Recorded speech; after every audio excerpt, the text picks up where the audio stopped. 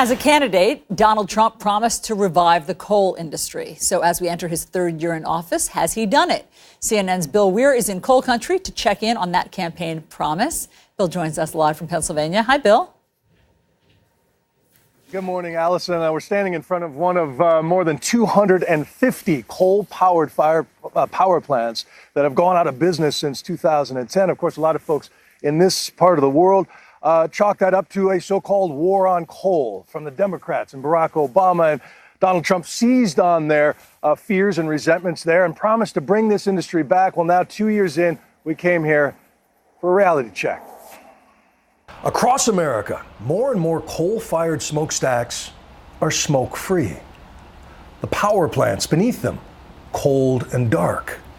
The mines that once fed them, abandoned. But for the past couple of years, miners and their families let themselves believe that a coal comeback was on the way, thanks to promises like this. We are putting our great coal miners back to work. He's trying to get their votes. He isn't telling them the truth. He's lying to them. He's lying to them. You used to work in this mine. I worked in this mine. I was a face boss. For 52 years, Art Sullivan worked in and consulted on mines around the world, and he bristles every time he hears the president claim to be the savior of coal. And that really disturbs me, because these are really good people. These are the people that I've spent my life working with. And if they have the truth, they will make the right decisions. If the president was honest, he would explain to those folks that mines like this are never, ever coming back to life again. Not because of regulation, but competition. Coal just cannot compete with cheaper, cleaner natural gas, wind, and solar. That's the reason more coal-fired power plants have gone out of business in the first 2 years of Donald Trump and the first 4 years of Barack Obama. Another 20 are expected to go down this year. And if a miner is hired today, chances are he'll be digging to fill the demand in India. Do you feel the president gave these communities false hope? In my opinion, absolutely. I mean, I'm an expert. He's not.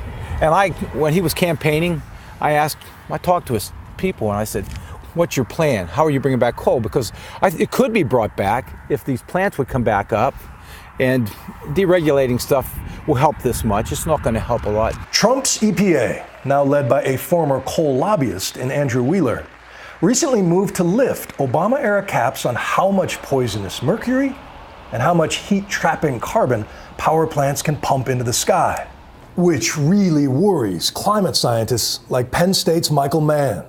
We're already experiencing impacts of climate change that could have been avoided had we acted, 2 decades ago, when we knew already at that point that there's a problem.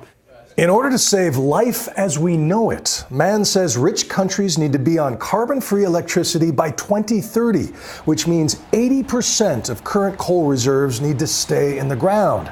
I think there's enough resilience in the system that we can withstand one 4-year term of Donald Trump. I'm not sure we can withstand 2. He's among the chorus calling for an energy revolution. And Art knows a few folks who might be able to pitch in. If you spend several years working in coal mines, you're going to come to understand electricity, hydraulics, mechanics, geology. I see no limitation on the average coal miner's ability to transition into any other field. But first, they need leaders willing to transition to the truth. One county commissioner here, John and Allison, told me he's going to Texas to try to lure natural gas frackers into this part of Pennsylvania, mainly because he needs money to fight the opioid crisis. Another campaign promise made by the Trump administration to tackle another scourge in this part of coal country here as well. So 2 promises unkept so far. It's really interesting, Bill, because, I've begun to think that there's so much focus on the wall, the border wall from the White House. They talk a lot about that. There's a lot of psychic energy put into that while the opioid crisis continues apace, while people are suffering in Monongahela and elsewhere. It's just, it's really helpful to have your reporting spell out how the people there see it all and feel about it. All right, Bill, thanks so much. Speaking to people who know the reality really on the ground. Oh, you lost we just cut off whoever's not us, really, on the show. That's right. That's what we do.